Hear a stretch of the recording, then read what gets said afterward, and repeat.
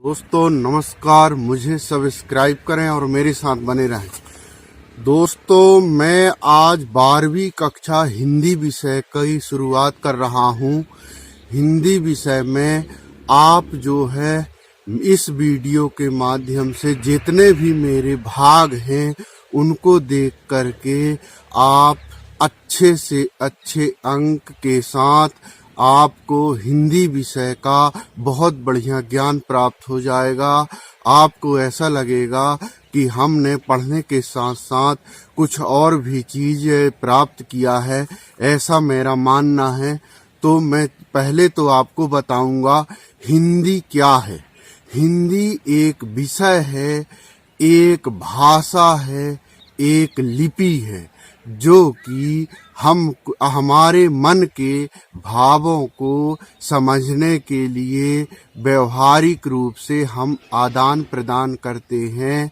इसी को हम हिंदी भाषा कहते हैं।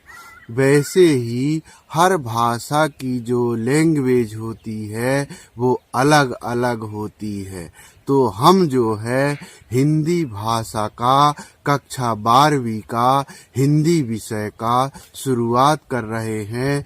इसमें जो है आपका हिंदी में आपके अध्याय 2 में गद्यांश एवं पद्यांश जो दिए हुए पद्यांश जो दिए हुए हैं, इसमें एक पद्यांश है। हम जो है हिंदी में हमारे जितने पुराने साहित्यकार हैं, रचनाकार हैं, ग्रंथकार हैं, सभी का वर्णन कुछ न कुछ हिंदी विषय में सभी कक्षाओं में दिया रहता है। उनको हम जो है पुराने उनके ही लिखे हुए साहित्यों से अपने ऊपर लाए हैं। इसलिए ये जो रचना है किताबों में, स्कूलों में हम इसलिए पढ़ते हैं कि उनको हम समझें और अपने जीवन में उतारें, अपने व्यवहार में लाएं, उनको समझें। और वो जो है हमारे पूज्य हैं जिन्होंने हिंदी को इतना आगे बढ़ाया, जो हमारे जीवन में जीवन पर्यंत जो साथ देता है व्यवहारिक रूप से। यह भाषा हिंदी है। हिंदी हमारी जननी भाषा है जो कि हम जो है इसी की बोली में ही हमारा जन्म हुआ है। तो चलिए हम हिंदी का अध्याय 2 पद्यांश जो है इसमें केशव दास द्वारा लिखित पद्यांश जो है उनको मैं पढ़ता हूँ और उसका अर्थ बताऊंगा। तो बालक मृणालनी ज्यों तोरी डारे सब काल, कठिन कराल त्यों अकाल दीह दुख को, विपत्ति हरत हटि पद्यनी के पात सम, पंक ज्यों पाताल पेली पेट ठवे कलुष को, दूरी के कलंक अंक भव शीस शीसम, राखत है के सो दास के बापुस को, साक रे की साक रानी सन्मुख होत तोरे, 10 मुख जो गज मुख को। बहुत अच्छी पंक्ति है दोस्तों केशव दास की। 12वीं कक्षा में हम बहुत कुछ जानने लगते हैं, समझने लगते हैं। इसलिए ये संदर्भ जो है प्रस्तुत पद्यांश केशव दास द्वारा रचित वंदना के शीर्षक गणेश वंदना के उत्कृत हैं। यहाँ प्रसंग में जो बताया गया है, यहाँ पर कवि केशव दास ने विघ्नहारी गणेश जी की वंदना की है। व्याख्या: कवि कहते हैं कि जिस प्रकार बालक जो है किसी पुष्प को तोड़ लेता है, उसी तरह गणेश भगवान जो है हमारे कष्टों को, हमारे दुखों को पल भर में हर लेते हैं। उसी तरह जिस तरह बालक जो है किसी पुष्प को, कमल के पुष्प को अपनी ओर खींच के तोड़ लेता है, उसी तरह भगवान जो है हमारे दुखों को हर लेते हैं गणेश भगवान। आगे जो है जैसे कमल के पत्ते पानी में जो है कीचड़ में उनका कोई असर नहीं होता, वो अपने पत्तों से पानी और कीचड़ को अलग कर देते हैं। कमल का फूल जो है गंदगी में होते हुए भी गंदगी को छोड़ करके शुद्ध रूप खिला रहता है, उसी तरह जो है गणेश हर विपत्ति को दूर कर देते हैं। जिस प्रकार चंद्रमा को निष्कलंक कर शिव जी अपने मस्तक पर धारण किए हैं और उसके कलंक को दूर कर दिए हैं, उसी प्रकार गणेश भगवान हमारे कष्टों को, हमारे कलंक को रहित करके पवित्र कर देते हैं। इस गणेश जी बंधन से 10 अपने दास को मुक्त कर देते हैं। रावण जो था बहुत बड़ा विद्वान था, तीनों लोक का स्वामी था, तो रावण भी गणेश जी के मुख की तरफ देखकर अपनी बाधाओं को दूर करने की आशा रखता है। कितनी अच्छी बात लिखी है दोस्तों केशव दास जी ने, काव्य सौंदर्य है। इसको यदि 1-2 बार देख लेंगे तो आपको याद हो जाएगा भावार्थ जो है, और आप परीक्षा में अच्छे अंक प्राप्त कर लेंगे। अनुप्रास अलंकार है, उत्प्रेक्षा अलंकार का प्रयोग है, गुण जो है माधुर्य है।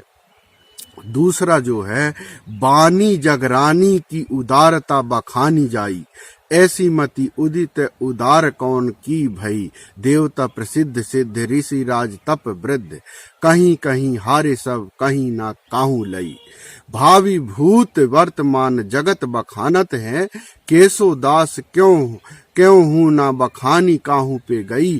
पति बरने 4 मुख, पूत बरने 5 मुख, नाती बरने 6 मुख, दपति नई। कितना अच्छा लिखा है दोस्तों केशव दास जी ने। वंदना की शीर्षक सरस्वती वंदना से इसको लिया गया है। सरस्वती वंदना, यहाँ जो प्रसंग है कवि ने सरस्वती उदारता का वर्णन किया है। आपको इसका व्याख्या बताते हैं। कवि कहते हैं कि जगत में पूज्य सरस्वती की उदारता का वर्णन नहीं किया जा सकता है। संसार में श्रेष्ठ बुद्धि किसी में नहीं है जितना उदारता का वर्णन कर सकें। देवता मुनि, सिद्ध मुनि, श्रेष्ठ तपस्वी सभी कह हार गए, लेकिन कोई भी उनकी उदारता का वर्णन नहीं कर सका है। किसके? माता सरस्वती की उदारता का वर्णन कोई भी नहीं कर सका है दोस्तों। भूत, वर्तमान और भविष्य बताने वाले सभी ने वर्णन किया, लेकिन केशव दास कहते हैं कोई भी सरस्वती की दया का वर्णन नहीं कर सका। उनके पति ब्रह्मा जी ने, पुत्र शंकर जी ने और उनके नाती कार्तिकेय ने भी सरस्वती की उदारता का वर्णन किया, लेकिन वे भी उनकी उदारता का पार नहीं पा सके। शंकर जी का जन्म ब्रह्मा जी की भौहों से होने के कारण उनको पुत्र कहा गया, और कार्तिकेय शिव जी के पुत्र होने के नाते सरस्वती के नाती हुए। सरस्वती के जो पति हैं वो ब्रह्मा जी को माना गया है। काव्य सौंदर्य सरस्वती वंदना में उनके प्रति आस्था का निष्पादन हुआ है। ब्रज भाषा में रचना है। अनुप्रास पुनरुक्ति प्रकाश अलंकार है। भाषा में मधुरता का गुण है। शांत रस का प्रयोग है। आगे चलते हैं दोस्तों। सूरदास, तीसरा सूरदास के बाल कृष्ण। सूरदास के बाल कृष्ण में मैया कबही बैठेगी चोटी, कीती बार मोहि दूध पियत भई, अह अजहू है छोटी, तू जो कहती बल की बेनी, ज्यों है लावी मोटी, काढ़त गुहत नहावत ओ छत, नागिनी सी भुई लोटी, कोचो दूध पियावत पची पची देत न माखन रोटी, सूर श्याम चिर जीवों दो भैया, हरि हल धर की जोटी।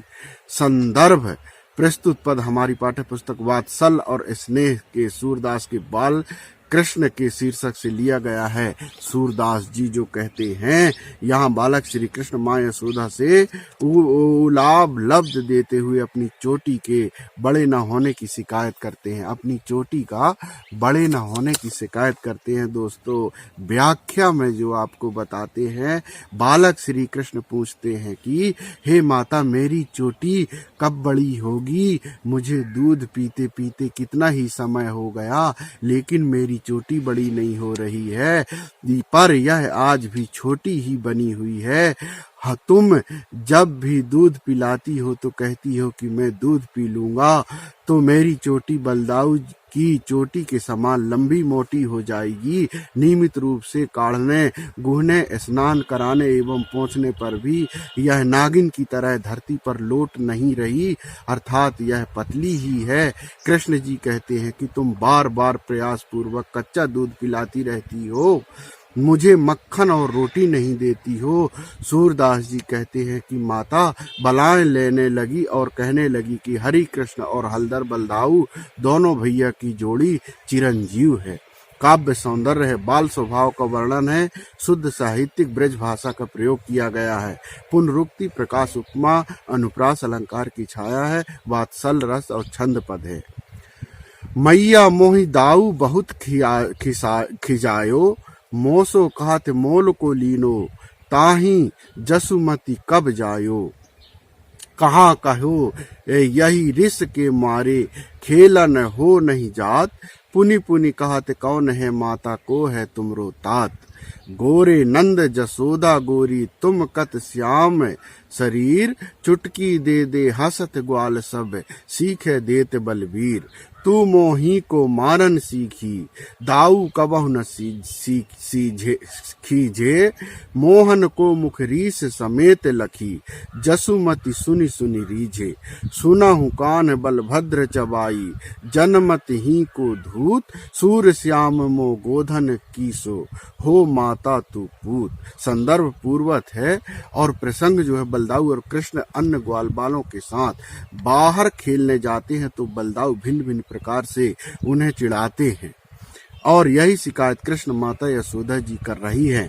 व्याख्या, श्री कृष्ण अपने बड़े भाई बलभद्र की शिकायत करते हुए अपनी माता से कहते हैं कि हे माता, बलभद्र मुझे बहुत चिढ़ाते हैं, मुझे कहते हैं कि तुझे यशोदा जी के जन्म नहीं दिया है, तुझे तो किसी से मोल लिया है। मैं क्या बताऊं, इस गुस्से के कारण मैं खेलने भी नहीं जाता। मुझे बार बार पूछते हैं कि तेरी माता पिता कौन है?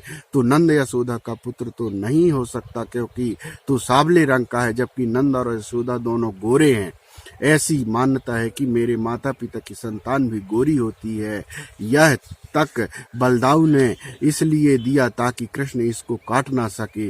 इस बात पर सभी ग्वाल बाल ताती दे देकर हंसते हैं। सभी ग्वाल बालों को बलदेव सिखा देते हैं कि सभी हंसते हैं, तब भी मैं खींच कर रह जाता हूँ। तू सिर्फ मुझे ही मारना सीखी है, दाऊ से कभी कुछ भी नहीं कहती। कृष्ण के गुस्से से भरे मुख को बार बार देखकर, उनकी रिस भरी बातें सुन सुनकर यशोदा अत्यंत प्रसन्न होती है।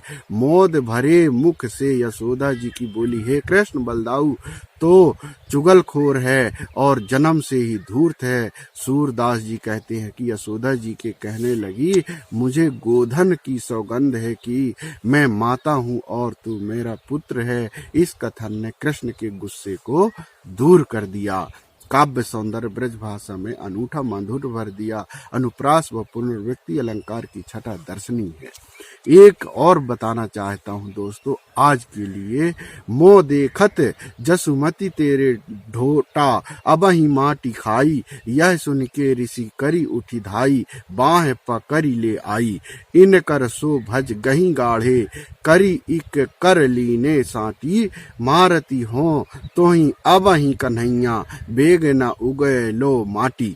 ब्रज लरिका सब तेरे आगे, झूठी कहत बनाई, मैं तेरे कहे नहीं तू मनती, दिखावा रावो बारे बाई।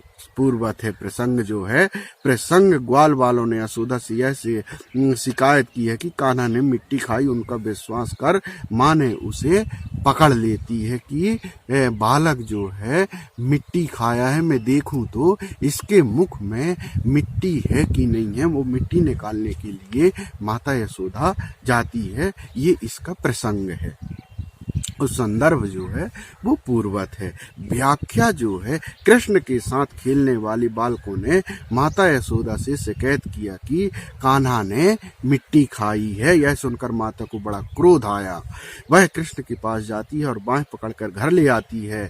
कृष्ण उनके हाथ से कहीं छूट कर भाग न जाए इसलिए कसकर बाहें पकड़कर घर ले आती है। कृष्ण उनके हाथ से कहीं छूट कर भाग न जाए इसलिए कसकर बाहें पकड़ने इसके और एक हाथ में मारने के लिए एक छड़ी ले लेती है। माता यशोदा ने कृष्ण से कहा, हे कृष्ण, मैं तुझे अभी मारूंगी नहीं, तो जल्दी से मुंह से मिट्टी उगल दो। यह सुनकर बाल कृष्ण डरते हुए अपनी माँ से कहा, ये सब ब्रज के ग्वाल बाल तेरे आकर मेरी झूठी शिकायत करते हैं मैया। मैं जानता हूँ कि तू मेरा कहना तो मानेगी नहीं, इसलिए मैं अपना मुंह खोलकर दिखाता हूँ कि मुंह में माटी कहाँ है।